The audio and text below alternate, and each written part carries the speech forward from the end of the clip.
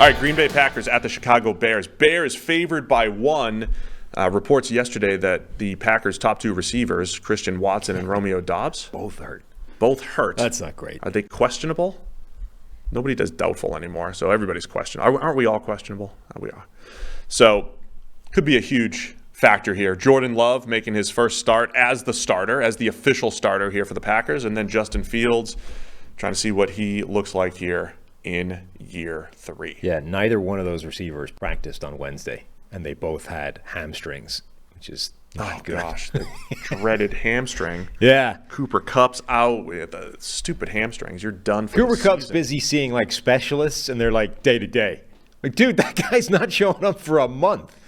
Hamstrings are the worst, the absolute worst. Hate him. What are you looking for in this one?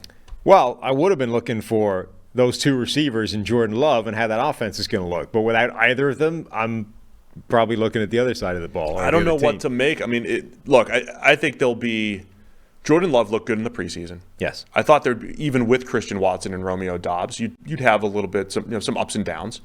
But with those guys, with that Watson deep threat skill set, Doubs and his ball skills, and then sprinkling the rookies in, Jaden Reed and Luke Musgrave, I mean, hashtag fun to watch. Everybody's in their first 2 years, and they're growing with Jordan Love, and I think there'll be some games where they look electric and other games where there's some, it's tough. Without those guys, it's going to be really difficult on Love. No, it's an interesting receiving core when those guys are there. Like, it looks pretty weak, but I actually like the talent there. I think Christian Watson is we saw what he can do last season already. Like, the physical ability it's undeniable. Like, you cannot help but lose to that sometimes because he's bigger, stronger, faster than you are.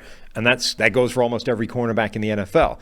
I think the Romeo Doubs hype from a year ago there's something to it. I think he'll be a good player year 2. And then behind them, you've got rookie Luke Musgrave, who could be a factor. You've got Jaden Reed, the rookie in the slot. Like, there's players there. If you take them out of it, I mean, that's awful. If they're not there, the rookie tight end Luke Musgrave is leading the line as the receiver if those guys aren't playing in the game.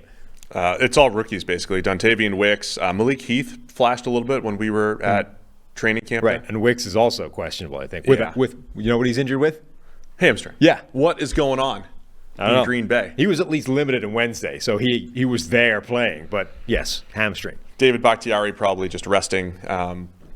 Should be ready to play, and that offensive line, as you mentioned throughout the preseason, was fantastic. So that's what's going to be interesting here is like the offensive line for Green Bay should pass protect pretty well. The Bears' defensive line doesn't have anybody that consistently has gotten pressure in recent years. We'll see if they improve.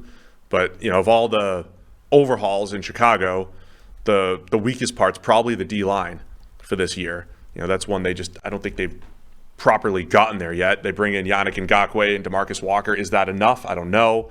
But that's going to be interesting on that side of the ball where Green Bay, Jordan Love should have time to throw, but who is he throwing to? Yeah. That quarterback obviously moves the needle and changes things. But when you don't have your top 2 receivers and your receiving core is already thin and relatively weak, that's a problem. So I really want to take Chicago. I wanted to take Green Bay until the injury factor. Yes. I might lean Chicago here. The thing I'm watching there is obviously Fields' development as a passer. We know that he became just an electric runner, both design run game and just when things break down. He was creating touchdowns last year. Remember the 3rd and 2, and he just runs for 64 yards for a touchdown.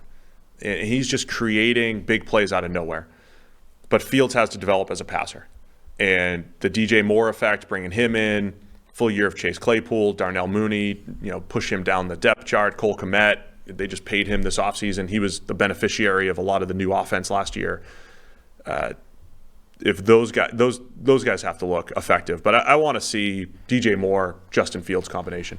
Yeah, so there's 2 questions. There's how much of a step does Justin Fields take himself this year as a passer, which is important. He needs to take a fairly significant one for him to be the future there. But there's also the question of if he gets no better whatsoever, how much better does the passing game look anyway because they added guys like DJ Moore and the free plays that we saw in that first preseason game. Like if those just happen throughout 17 games, how much better does that make the passing offense for Chicago, even if Justin Fields is exactly the same guy as he was a year ago? It's preseason. We talk. It's meaningless. Yada yada. General caveat. But for Fields, it's 11 total dropbacks, right? So it's a comical sample size as well.